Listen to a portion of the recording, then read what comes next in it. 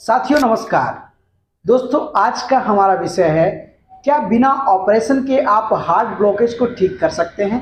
दोस्तों आए दिन आप देखते होंगे कि आपको यूट्यूब पर तरह तरह के दावे किए जाते हैं कि बिना ऑपरेशन के हार्ट अटैक को ठीक करने का 100% उपचार, 100% गारंटी, तरह तरह की वीडियो और कई तरह के वादे किए जाते हैं। लेकिन कहीं ना कहीं उन वादों की क्या सच्चाई है, क्या सच में ऐसा हो सकता है, मैं आज आपको पूरा निष्कर्ष निकाल के बताने वाला हूँ।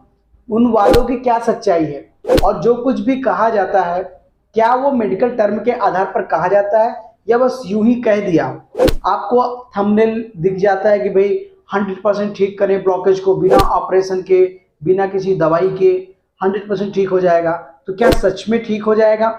आज मैं इसी विषय पर आपको गहराई से चर्चा करने वाला हूँ और आपको बहुत ही जानकारी की बात बताने वाला हूं। इसलिए वीडियो के आखिरी तक आप बने रहें ताकि आप भी मूर्ख बनने से बच जाएं और भ्रम से भ्रमित होने से बचें, ताकि आप एक बेहतर इलाज ले सकें।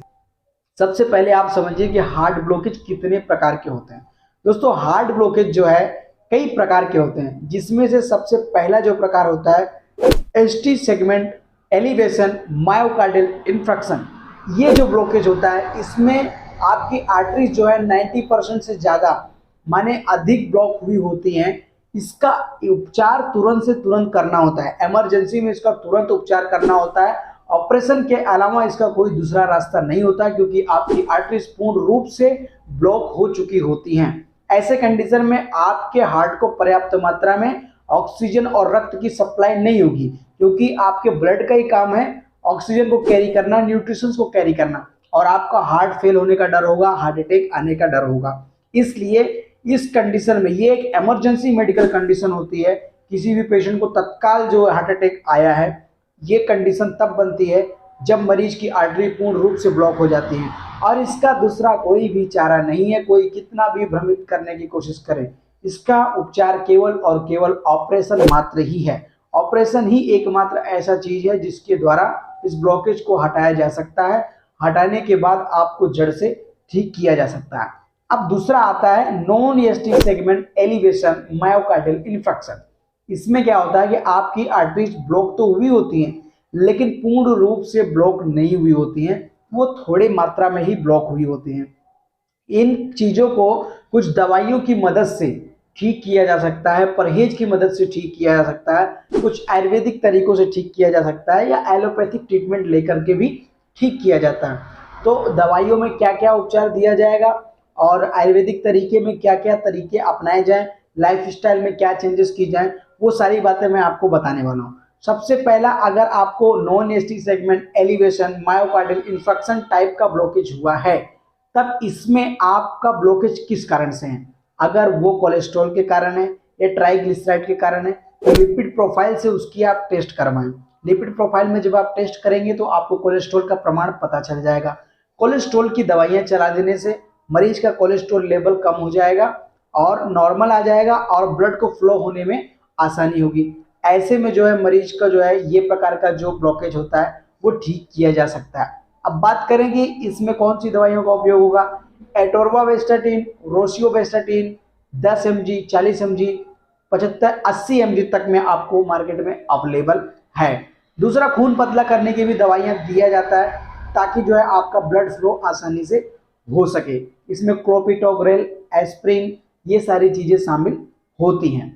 अब हम बात करते हैं कि आयुर्वेदिक तरीके से जो लाइफ स्टाइल है वो कैसे चेंज करें और किस प्रकार से उसको ठीक करें। तो आयुर्वेदिक में सबसे ज्यादा आपको बहुत सारी चीजें देंगे, दालचीनी ये वगैरह कि पिघल जाए, अदरक, लहसुन, प्याज खाने की सलाह दी जाती है, लेकिन लौकी का जूस सबसे ज्यादा फायदेमंद होता है। लौकी के जूस से आप अपनी आर्टरीज को क्लियर कर सकते हो, आपका ब्लॉकेज दूर हो सकता है।